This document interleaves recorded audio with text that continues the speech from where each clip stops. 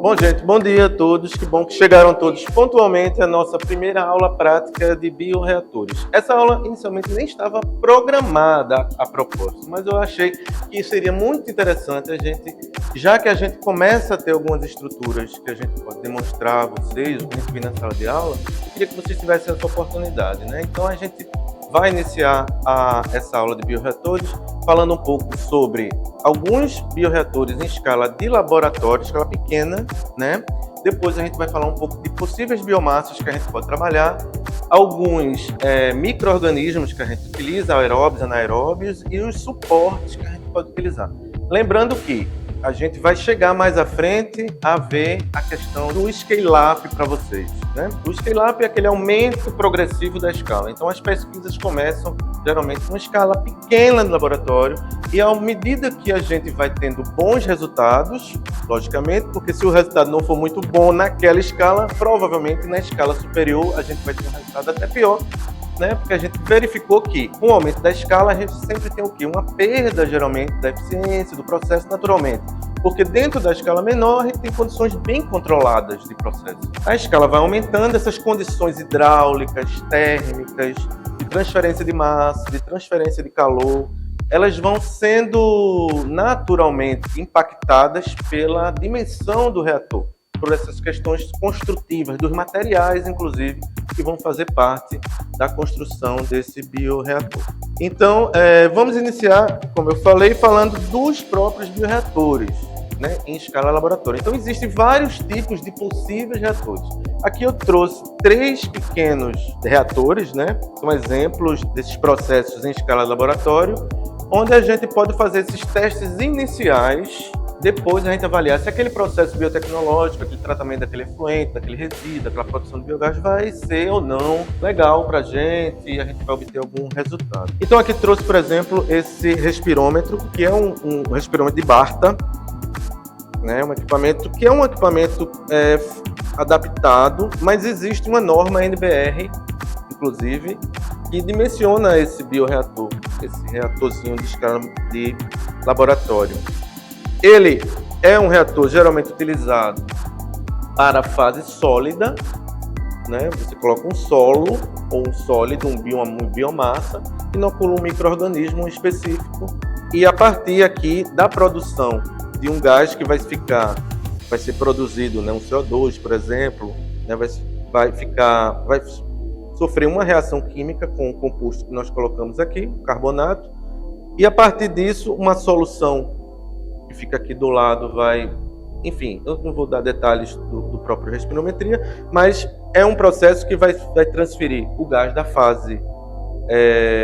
a gente vai avaliar a degradação do resíduo a partir da parte que foi produzida gasosa dele. Então, dos gases são produzidos, ou seja, da consequência da degradação. Geralmente a gente faz isso, a gente faz a partir da consequência da degradação. Como é que eu posso avaliar a degradação de um determinado resíduo? A partir do próprio resíduo, como a gente faz no efluente, ou seja, eu pego o efluente líquido e vejo a redução da DQO, por exemplo, a redução da DBO, a redução do carbono orgânico. Então, é uma forma de fazer isso no próprio efluente, no próprio resíduo.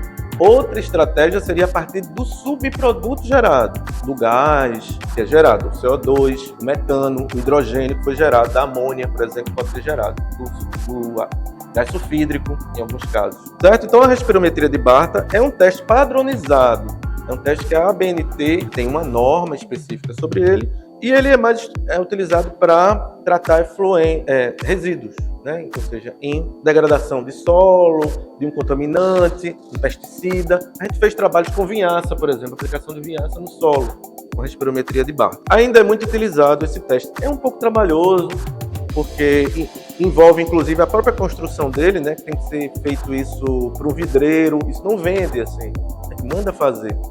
Então, é caro para mandar fazer, o cara tem que fazer essa configuração direitinha, com todas as dimensões direitinhas, então é um pouco trabalhoso. E como é um teste químico, a gente tem que tirar amostras com uma determinada frequência da fase líquida, onde o gás vai se dissolver e titular isso com uma certa frequência. Então, isso dá um trabalho relativamente grande, porque é uma análise química, acaba sendo uma análise química. Então, respirometria de Barta. Outro teste que a gente pode utilizar aqui, um equipamento comercial, né? é o uso do oxitop para fazer a mesma coisa que a respirometria de Barta faz. Então, só que nesse teste aqui, a gente tem um teste químico, que tem uma resposta química. Aqui a gente vai ter uma resposta manométrica, ou seja, através da pressão que é gerado do gás, do determinado gás, ele já vai me dizer como é que vai ser essa taxa de degradação. A vantagem desse equipamento, do oxitop, esse aqui é um modelo específico, o próprio oxitop faz, por exemplo, o decaimento de DBO. O oxitop comum, a garrafinha preta, normal, sem ser esse com esse modelo aqui mais avançado, que um bichinho desse hoje custa muito dinheiro, morro de medo, vai mais para lá para não cair. Esse equipamento é para fase sólida, mas esse mesma cabecinha, que ela é removível, ela pode ser utilizada para fazer DBO, por exemplo. A vantagem desse equipamento é que ele é manométrico, ele já vai dar uma curva de decaimento para a gente de DBO, ele já dá a curva de decaimento. Nesse caso aqui ele vai fazer uma análise de um solo, uma biodegradação de um resíduo, a gente vai medir o CO2, por exemplo, outro gás de interesse. Ele é todo automático, ele tem interface também com o computador e que isso tem uma facilidade, né? Aqui já é um teste que eu preciso fazer tudo isso na mão, pular, funciona muito bem. Mas isso aqui é um teste prático, é um teste bem, digamos, a gente faz a coisa, deixa lá na incubadora e fica só medindo isso. E pode só medir no fim, inclusive, do processo. Vai me dar a curva bonitinha lá, depois eu vou analisar esses dados todos. E como ele faz medições muito rápidas, você escolhe de minuto em minuto, de hora em hora, enfim, ele consegue um nível de dados muito maior. Aqui o uso do oxitop é a mesma coisa. Você também pode usar para degradação de solo, para degradação de efluentes, solo contaminado com pesticida. As aplicações são diversas. O problema é que esses equipamentos são caros, né? São muito caros. E nem sempre a gente tem ele disponível. Lá no LabSan a gente tem, é nosso. Esse aqui é nosso, certo? A gente tem um conjunto de 6. Aliás, um conjunto de 12, eu acho, desse aqui. Aqui, um outro equipamento chama BMP, certo? É um bioreator também. Ele geralmente tem esse nome BMP porque ele é utilizado para medir o potencial bioquímico de metano. E a gente utiliza geralmente biomassas, mas eu posso também fazer efluentes. Eu posso colocar um efluente aqui e ver a degradação dele também. Como é que ele funciona? No equipamento vocês veem que tem um manômetro, é manométrico também. Então, a partir da pressão do gás, a gente tem uma relação, lembram, de pressão com concentração, através daquela equação dos gases ideais. Nesse caso aqui a gente não está trabalhando com gás ideal, mas a gente tem como corrigir isso na equação. A gente calcula a concentração através da pressão. Então, através da pressão que você está gerando no bioreator, que vai ser medida aí com uma frequência diária, 2 vezes por, sei lá, 3 vezes por semana, a gente vai determinar isso. No começo do experimento a gente faz diário, porque a produção é maior.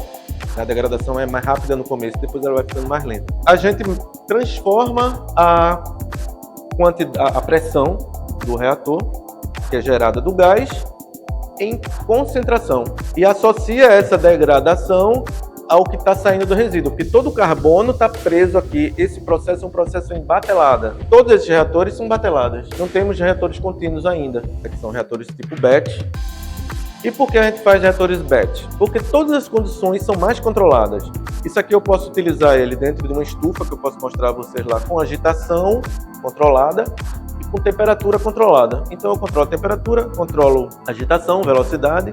Para que a velocidade é bom? Lembram? Mistura, contato com o micro-organismo, com os substratos, né? E temperatura, porque o micro-organismo tem uma temperatura adequada. pH também tem um pH adequado. O BMP, apesar da gente utilizar ele mais para resíduos, a gente também usa para efluentes, certo?